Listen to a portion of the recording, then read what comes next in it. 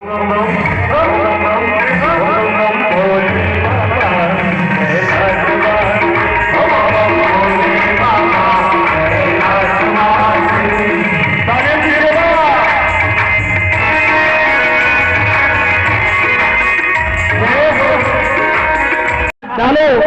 हे प्रभु बिनु आपके बिना मेरा जीवन पूर्ण नहीं है, भगवान के बिना जीवन पूर्ण नहीं है। अर्थात ऐसी छठपात होनी चाहिए भगवान के प्रति, परमात्मा के प्रति। कहते रुद्र भगवान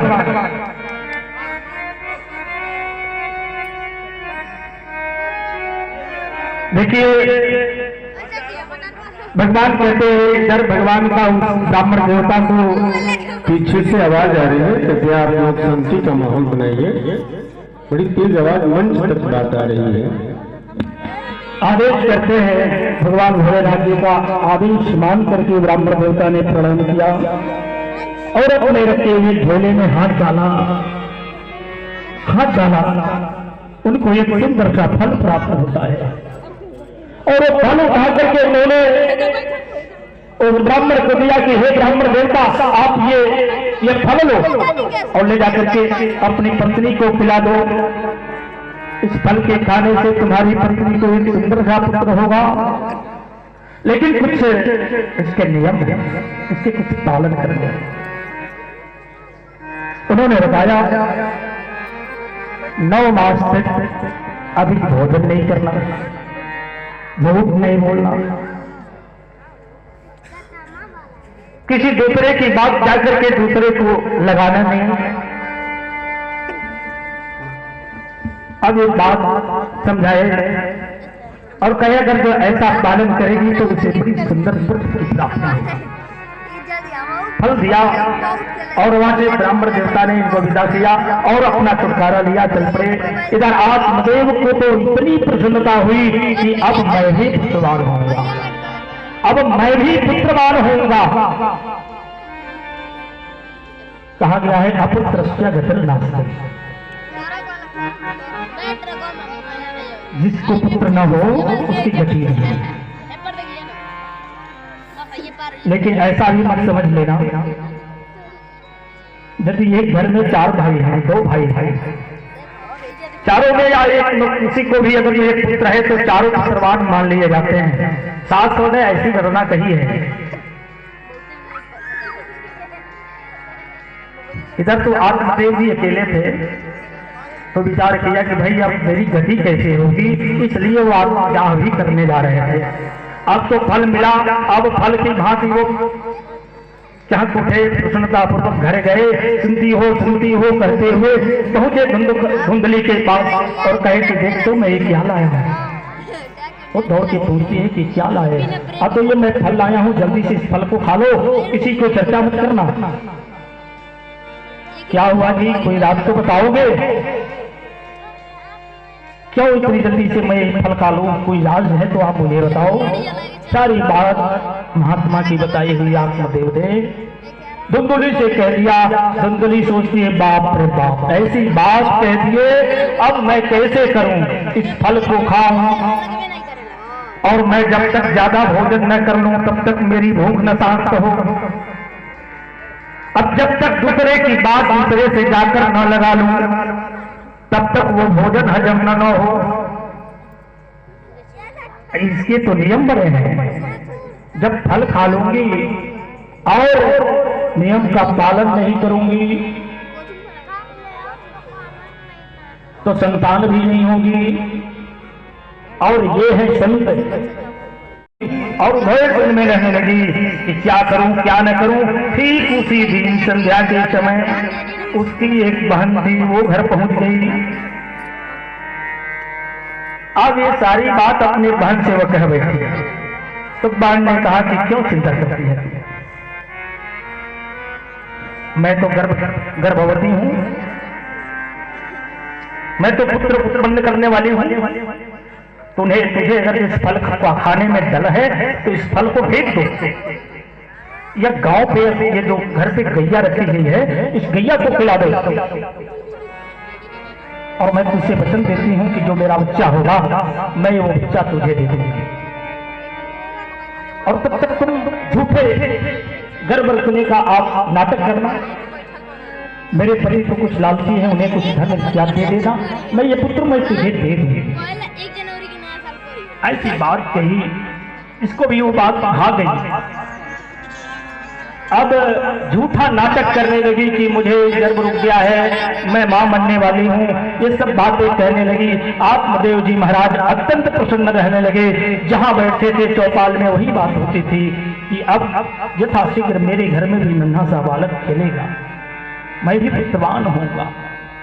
जो लोग मुझे कहते थे कि इस ऐसे व्यक्ति का मुख देख लिया आज सारा दिन मेरा खराब होगा, देखना मैं तुम लोगों के सामने महली भी यहां मेरा पुत्र होगा, बड़ी प्रसन्न रहते थे। धीरे धीरे समय व्यतीत होने लगा,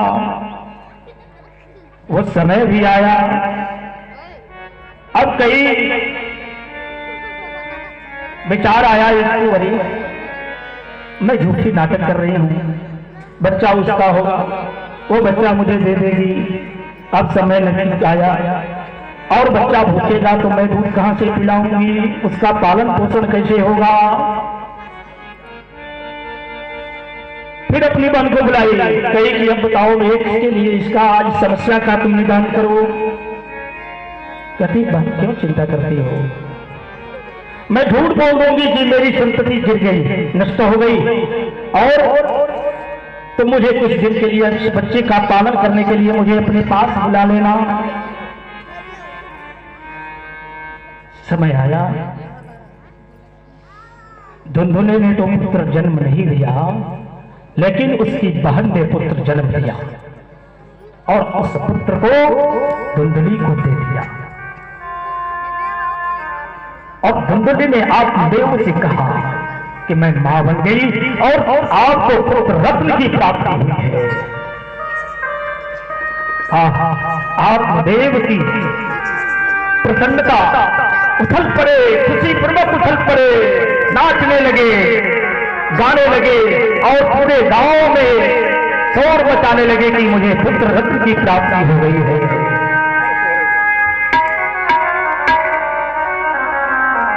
सबने बड़ा खुशी हुई, बड़ा आनंद था।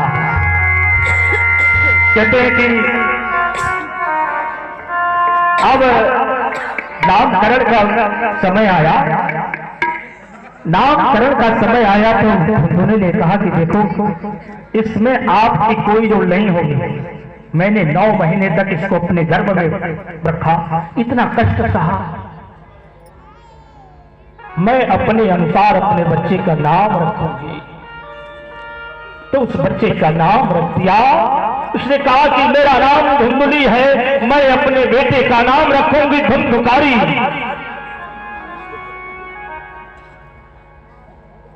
धुंधकारी इति प्रसिद्ध, इस नाम से उसको प्रसिद्ध किया, धुंधकारी नाम रख दिया। जथा नाम था,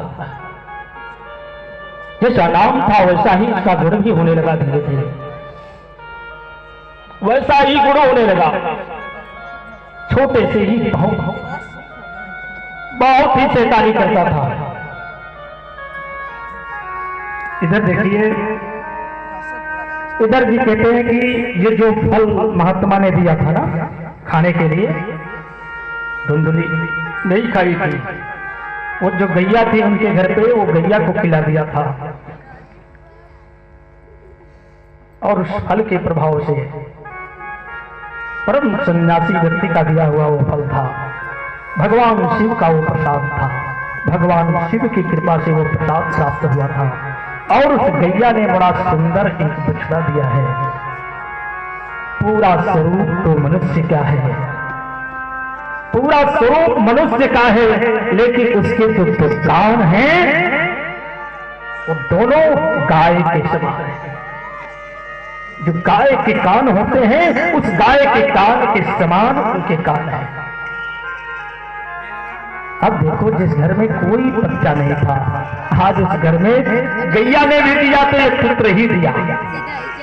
आत्मदेव से प्रसन्न है और उस घर में 2 पुत्र हो गए।